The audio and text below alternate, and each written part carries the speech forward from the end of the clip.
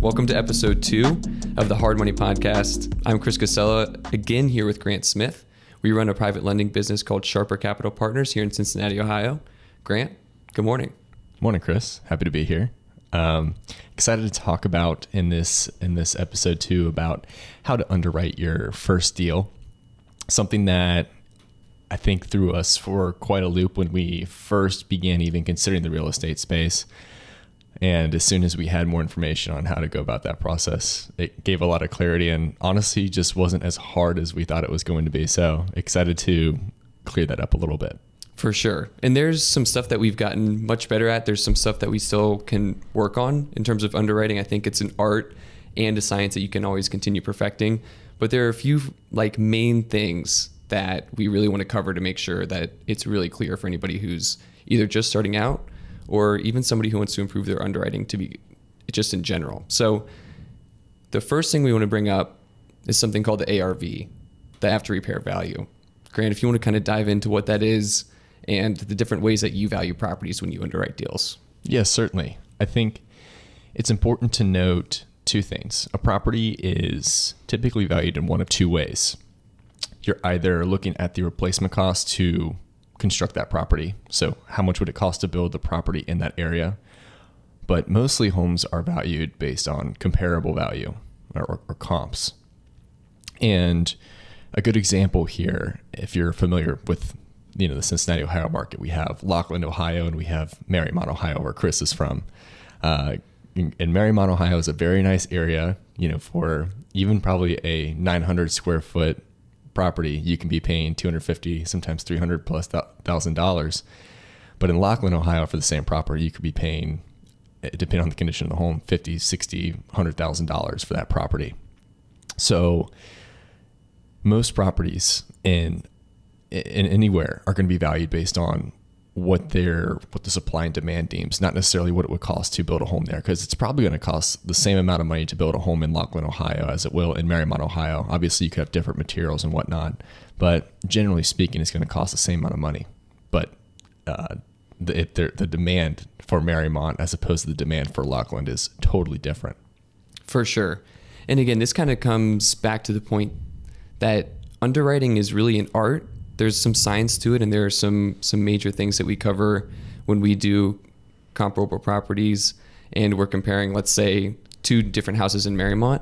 But it's definitely an art, and so this is where it really gets into knowing your market, knowing your area, etc. But some of the things that we look for when we're doing a comparative analysis, is we want to make sure that they're the exact same specs. So we want to make sure that the property is as close to perfect, meaning almost identical to the one that is in question. If we have a project come our way and we're looking at comps, we want to make sure that the comps we're looking at are as close to identical as possible to the property that we're going to be investing in. Big time. I mean, we always talk about what's the perfect comp. And we were talking, when we were doing the scripting for this, we were talking a lot about, what is the perfect comp? And it would literally be if, let's say you had a home on 123 Main Street. Well, let's say you had all identical homes on 121, 122, 124, and 125 Main Street that all sold yesterday. And then you were purchasing the other property today. And they all were built in the same year, had the same layout structure, all those things. So when we talk about same specs, we're talking about similar bath, similar bed. Again, sold the day before. You're looking for properties that are sold very, very recently. They're in the same school district. That's extremely important. We'll get a little bit more into that here in a second. Built the same year, same construction. And obviously these are perfect specs, but not necessarily every property is going to be perfect. So that's, again, where the art comes into play. Exactly. And so if we just want to talk through our own comparative analysis, so when we take on new deals or we have people bring projects our way, we have our own underwriting that we do, and a huge portion of that is doing the comparative analysis so that we can find an accurate ARV, after repair value. So the way that we actually do it, again, I'm going to keep hitting this home. It really is an art. There's a lot to it. But the way that we do it, you just mentioned school district, Grant, and we have two categories or two qualities of a project that are disqualifiers, is what we call them. If they're in two different school districts, so let's say a rehabber brings a project our way and the project in question is in school district A, and we start looking at comps and the first comp that we see is in school district B, well, that's going to be disqualified because that plays such a major role in our analysis. And the second one is going to be days since last sold. This is really because the market changes so much, right? So if we're looking at a comp and the property sold 2 years ago, well, especially if you're considering what's going on in the market right now, the property value is going to be or could be significantly different. Yeah, I mean, just talking generally about deals that we've done in the past, there's only been one instance where we've taken comps outside of 180 days, but most properties that have a good comp score for us are under 90 days. And something else worth noting is that the whole idea behind assigning, we basically weight all of these features and disqualifiers to assign a score. And that's really assigned by, or came into fruition because of Ray Dalio's book, Principles, because we wanted to take our thought process and put it down on a spreadsheet so that we couldn't fool ourselves into thinking something was a deal when it wasn't. And which is surprisingly easy to do, by the way. The more you do this, especially when you're first starting out, somebody brings a deal your way, you aren't experienced there. You don't have 100 deals on the table waiting to be analyzed. You're kind of like, okay, well, this could be the one. Well, and think about, we had been looking into starting an acquisition type of company where we were going to go out and buy real estate. And how many times did we go, oh, this property would be just perfect if it rented for an extra $100 and the utilities weren't as high as we thought it were. And we only waited or accrued 5% of CapEx for the property.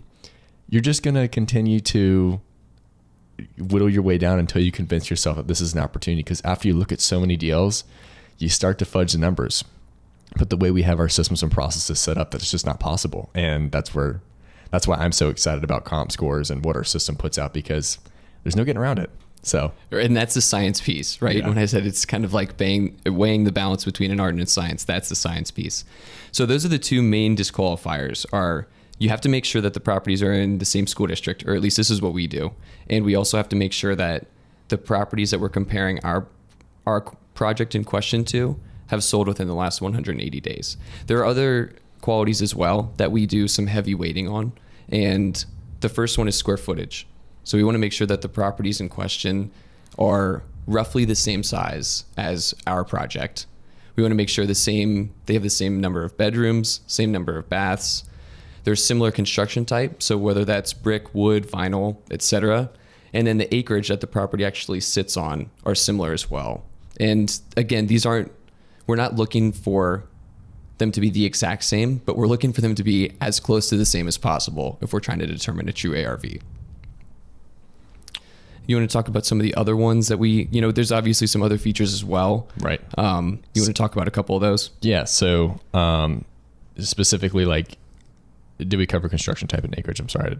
Yeah. Okay. So we did construction type, we talked about acreage, cool. And then we just have the other features. Okay. Yeah. So obviously there's some other aspects to the home that are really important. I'm going to kind of go from top to bottom on the list. We have age is one of those that you'll see a lot of times, especially around here in the suburbia. It was all farmland. So you'll see huge monster neighborhoods, and then you'll see a Cape Cod at the edge of that neighborhood that at one point that was probably the farmhouse to all of the properties behind it. So if you have a bunch of homes that were built in 2010s, and then you have a property that was built in 1912, well, they're probably not worth the same amount of money. So that's also important to take into consideration. For sure. And that's one that I've actually overlooked in the past. It's easy to kind of overlook that one and not really consider it. But then you also have places in different areas that are like historical districts, et cetera. So very important to consider that. Big time. The number of stories to the property, again, we're looking like for like. So if a home's a Cape Cod and the other one's a 2-story, depending on the area, sometimes we'll let that go. But if it's a brick ranch and a 2-story property, those aren't really the exact same thing. Having a basement, for some people that can be a deal breaker because they need a home office and the kids have to run around on the first floor. But again, like for like, we're looking for the same exact thing. And then garage space or off-street parking. Those are also important factors to take in consideration when valuing a property. Without a doubt. So those are the major pieces that we consider when we run our comparative analysis and we take on a new deal and we're trying to do our underwriting. The second main question that we want to cover on this topic is, what is the renovation cost that it will take to get the property up to its after repair value? So a rehabber brings us a deal and they say, here's what I'm buying the property for, and here's everything that I'm going to have to do to it to get it to a reasonable market value relative to the other properties in the area. So if you just kind of want to talk through how we consider what a true or accurate renovation cost is. Yeah. The big thing for us is knowing who the end buyer is. And we say that all the time because the price range of properties that we typically loan on here in Cincinnati is between that $200,000 and $400,000 price range. And really, I would say that $150,000 to $350,000 price range is the sweet spot because you get a lot of first-time home buyers. And that's a totally different buyer than someone who's going to go buy their dream home. And those are figures for the ARV in this market. ARV, just to be clear. Correct. Right. Correct. So that's really important to note because if we have a property in Montgomery, Ohio that we're working on right now, and the finishes that we have to put on that are totally different than the stuff we're putting on some properties where the ARV in the market might be around $200,000, $250,000. It's just night and day different. So know who your end buyer is and make sure that is factored into the scope, because all the crown molding, you can't just put brush nickel on everything and get away with it. But those are all important things to note. So yeah, make sure that your scope of work fits the end buyer, because if it doesn't, you're going to miss the mark with your finished product. Your ARV probably isn't. You're probably going to go over scope in your budget, and you might hit your ARV, but it's going to come at a cost because you just hadn't budgeted right. Big time. This kind of goes back to the example that we brought up in the beginning too. If you're selling your home in Marymount, Ohio, they're all going to expect granite countertops. They're going to expect stainless steel appliances, oak finishes, all that different stuff. Whereas in Lockland, they're just going to be making sure that everything is functional and that they have a place to make their dinner. And knowing whether or not your scope of work is accurate, this is kind of where, we talked about making sure that the finishes are accurate based on where the other places in the area are. So in Marymount, you're going to have granite countertops, etc. Are you going to have higher mid-level finishes, or in Lockland you're going to have lower end? So how do we know if the scope is accurate? Meaning, if somebody brings us a project and they tell us all the work that they're going to do to it, how do we look at that scope of work and we know whether or not it's actually going to be within that price range, if it's going to be a little bit more expensive than that, especially if we're a first-time investor or we've never had experience in this market before? Yeah, I think that's one of the most challenging questions, because for us, or for myself personally, when I first started, I did not have a lot of information to go off of and say, hey, the scope of work is legitimate. Someone could just slap something down and say, hey, it's going to take me, I roughly estimate that for a 2,500 square foot home, it's going to cost me, $30,000 to do all of the remodeling that takes place in the home. Let's say it's just all cosmetic finishes. And you might not know if that's legitimate or not. And that's a really hard thing to overcome. So what happened for me personally is I had a rehabber who walked me through all of the entire scope of work and explained to me, hey, no, this is where I'm buying my raw materials from. This is what labor costs per my general contractor. And really explained things to me. So I got a head start. So if you're a lender going to your first deal, I don't want to say you can rely on the borrower to tell you what you need, but they can at least get you started, and then you can go and validate on the back end, because what they buy is what they buy. And then whatever their contracted rates are for labor, you can kind of work those things out. So when you go and need to validate at that point, or if you're a rehabber and you have to figure out these things out just entirely on your own, talk to other rehabbers. That is the benefit of local RIAs and investor meetups, is you have people there who are doing deals. Just hop in a group, ask questions, and people will get back to you. I see people all the time in our Facebook groups here in Cincinnati just going through and providing that content. I need someone who can do this type of work. Use so-and-so. Agents who work with investors. That's a other huge resource. Huge. I mean, and it's nice because they know the specifics, but they're kind of on the outside. So that's honestly one of our biggest go-tos in our business is we work with a rehabber, but we also have a really great agent that we work with here in Cincinnati, Ohio, and get a lot of great value from. One of the reasons I feel like that's valuable to be sort of in the business, but also have that outside, more objective look, is because you see a high volume of projects being done. And so you can kind of get a gauge for what the average is, right? Well, in this area, I just remember so-and-so doing a project that looked like this, and then so-and-so doing another project that looked like this. You know, you kind of have a high level view where you can give that input, be a little bit more objective because you're not emotionally attached to the properties, at least not as much, and kind of talk about averages. That, and if you think about it, maybe there's a lot to be said for the person that's flipped 100 properties, let's say. I mean, they're going to be terrific and to be an expert. But if you're new and you need someone who has high exposure to real estate, chances are you're going to have a better chance finding a high volume agent or a high volume lender such as ourselves who's done a significant amount of properties. I mean, we're in the 20s now, so I wouldn't necessarily say we're high volume or anything like that. We're really small.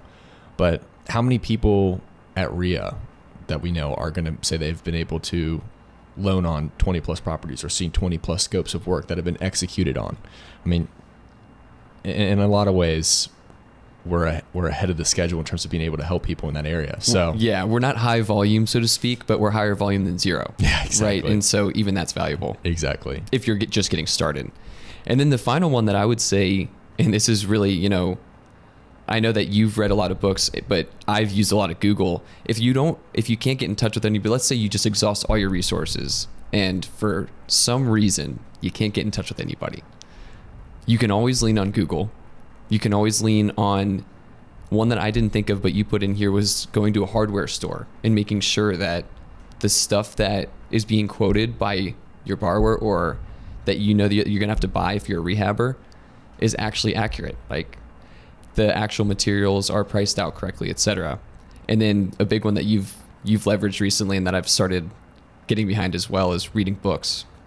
What are some of the books? Do you remember the titles of some of the books that you've read for some people who might be interested?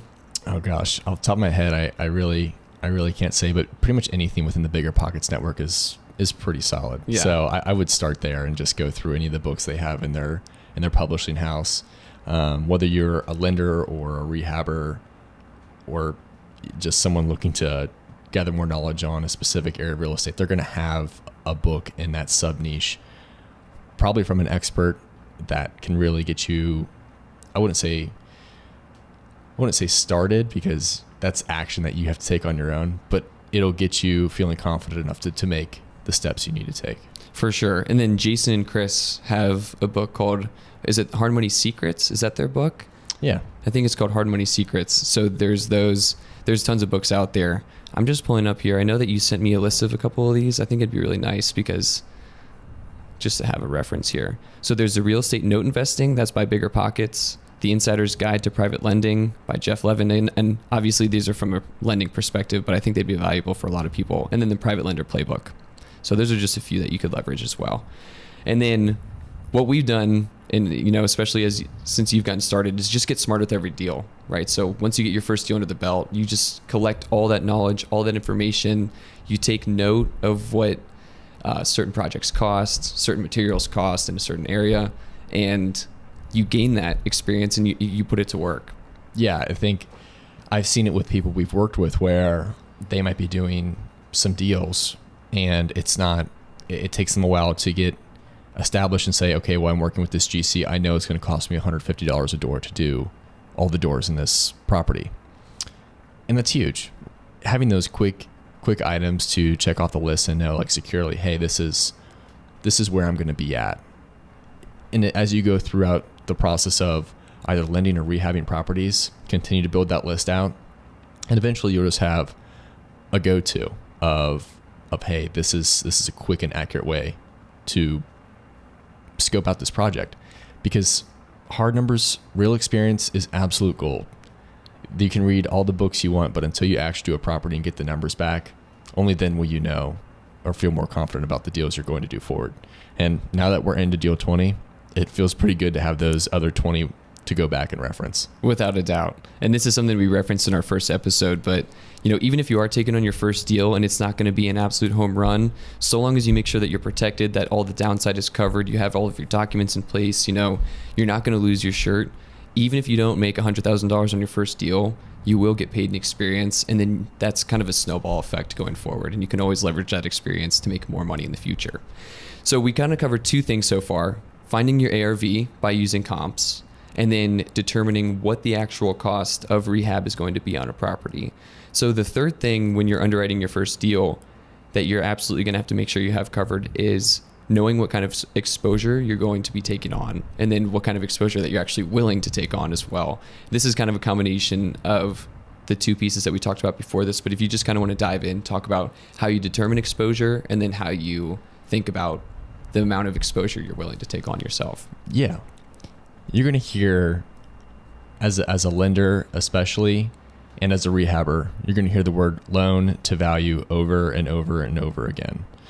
And let's think of it from both perspectives. As the lender, it's how much money you lend on a deal. So let's say you have a $70,000 loan, and you estimate, not the borrower, not the outside appraisal you got, you, listener to this podcast. Not Zillow. Yeah, not Zillow, not this estimate. That'll lose you. I think they lost about $1 billion from shutting that down. But I wish I had $1 billion to lose.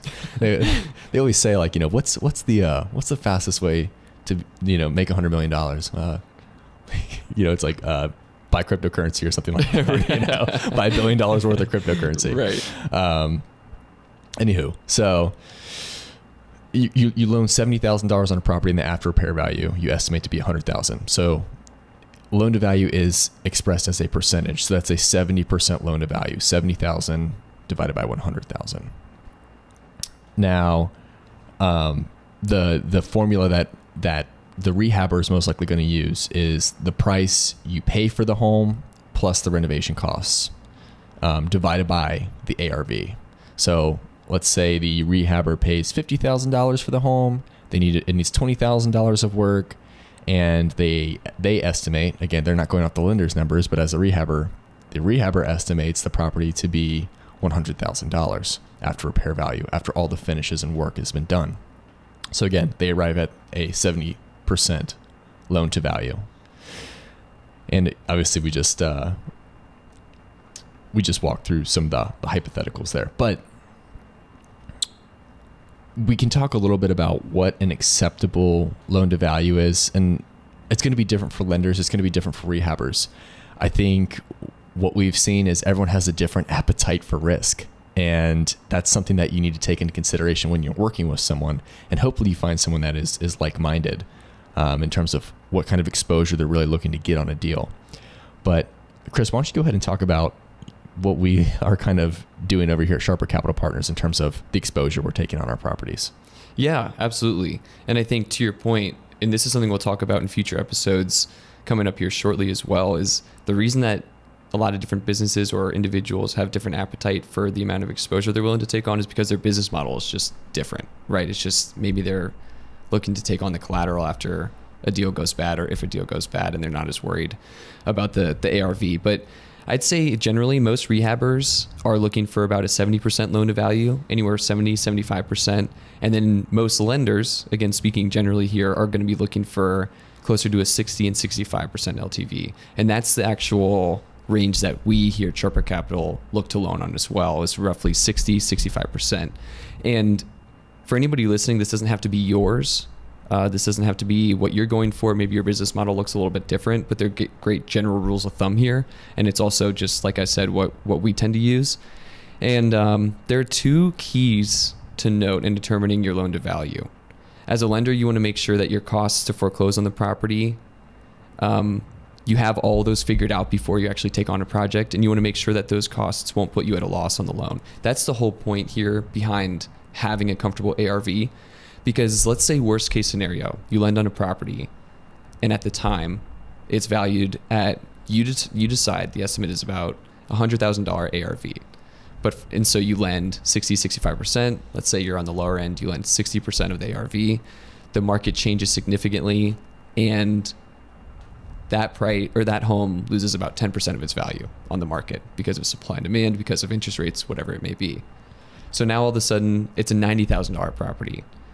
So whereas you had $40,000 of protection when you went into the project, now you only have $30,000 of protection, right? And let's say at its very worst, the market drops by 50%. Well, then you're underwater, right? Then you're loaning on a project, on a property, on collateral that isn't even worth the price of the money that you have out on the project to begin with. And that's the whole point of an ARV calculation, making sure that you're protected as a lender. Yeah, and obviously we're using small numbers here, and I want to make a point here that is kind of outside of the scope of this, and specifically from the lender's perspective. Smaller projects carry so much more risk than larger projects.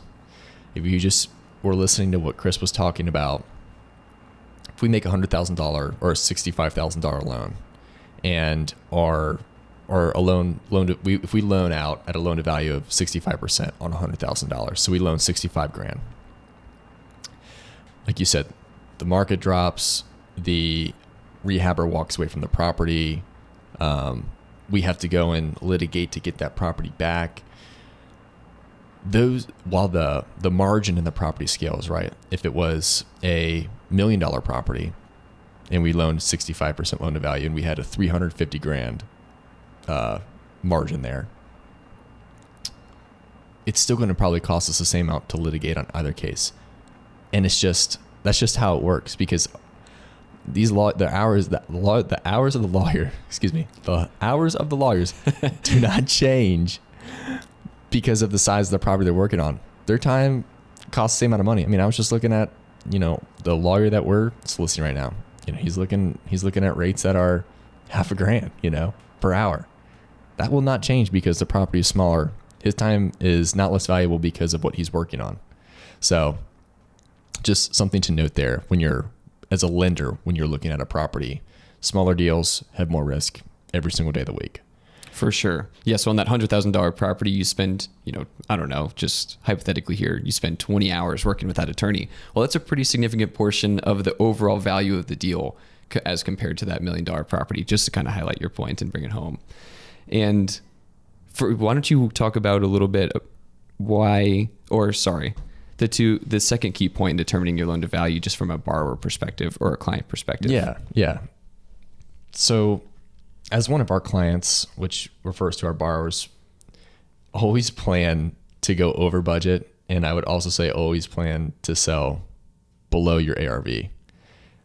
Be conservative. And that's where I kind of talked about earlier how the borrower has to make their own, or not the borrower, but the rehabber has to make their own estimate as to what the ARV is going to be, and the lender has to. And you hope that both people are very conservative in their numbers, because as a lender, you're certainly going to be, and as a borrower, it does not hurt you at all to be conservative in the valuations you put out there, because pleasant surprises when your property does sell for more, which I think everyone who has done a project here in the last probably 2 or 3 years is surprised when they go and list a property and find that it sells for 20 or 30 grand more than they expected it to. It's happened to a lot of the properties we've lended on where it's gone over listing.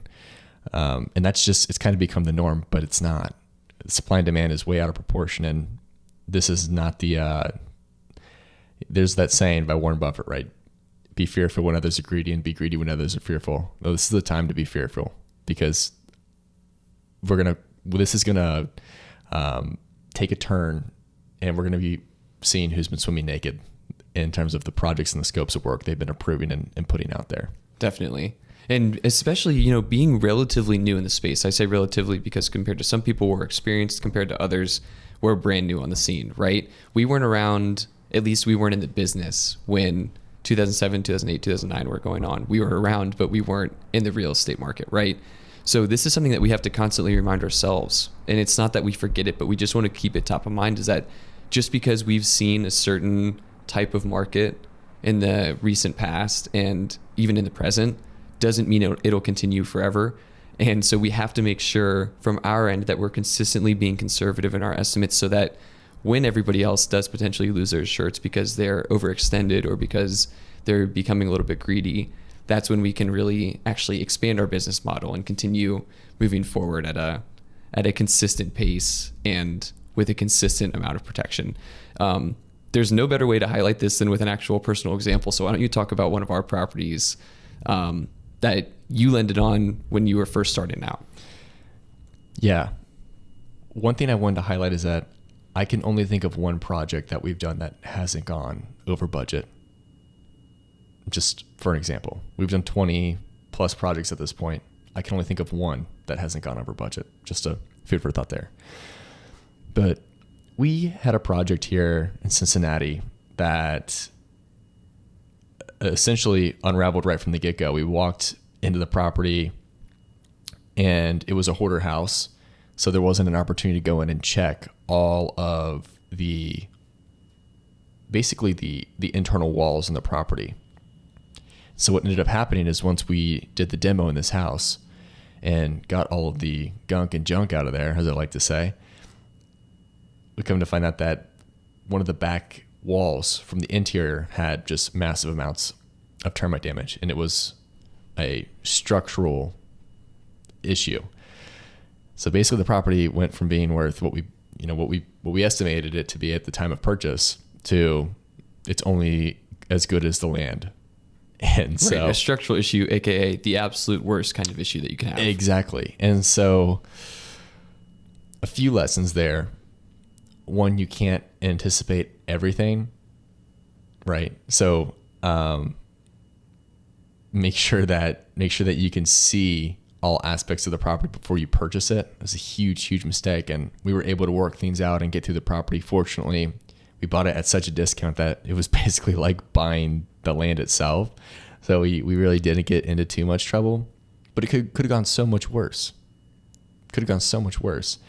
So one plan to go over budget and make sure you have reserves. And in this instance, the borrower did, and we were able to work it out on future deals as well. But in some instances, you really just have to go in and make sure that you can do proper evaluation on the property. For sure. And so that's an extreme example, really just to highlight the point. And the main point that we want to make is that even if you have all of your bases covered, all the structural stuff is tight, everything looks great on the property, you're going to run into some issues, and maybe they won't be as big as the structural ones, but they'll definitely be big enough to the point where you'll wish that you had reserves. You'll wish that you had room in your budget and in your loan to value, et cetera, to be able to cover those problems as they come. So just to kind of summarize some of the key points here, the first thing we talked about today was determining your ARV, your after repair value, which is the value of the property after you fix it up. You do everything you need to do to bring it to market value compared to the other properties in its area. The way you do that is through comparative analysis. We walk through making sure that you have perfect comps, or at least as close to perfect as possible, and that you find the closest thing to an identical property as you possibly can to make sure that you're getting the most accurate ARV as possible. Yeah, and then the next thing is obviously making a good estimate on your renovation costs. And you do this by knowing your end buyer, right? So if someone's a first-time home buyer, your finishes might not have to be as grand. But if you're going higher up in the purchase price in your area, then that's definitely going to have nicer and higher finishes. And when it comes to determining if scope of works are accurate, talk to local experts. And then from there, just learn from every deal. The one deal that doesn't kill you is one that makes you stronger. And a big part of this business is surviving. Without a doubt. And finally, determine your exposure. And this is where we went into determining your loan to value, both as a lender and as a borrower. Why that's so important, because you want to make sure that you have space for any litigation if you're a lender, making sure that your shirt is covered if things go sideways on the deal. And similarly, if you're the borrower or if you're the rehabber and you're working on a project and you have unforeseen issues and problems that pop up, you definitely want to make sure that you have reserves in place to be able to cover those as they arise. Well, awesome, guys. Thank you for listening to the Hard Money Podcast. Stay tuned for our upcoming episodes where we continue to share our experiences and lessons as we build this private lending business. If you have any questions, comments, or if you want to connect, we'll leave our email and phone number in the description. And if you're watching this on YouTube, leave us a comment and we'll get back to you. Thanks again, and we'll see you next time.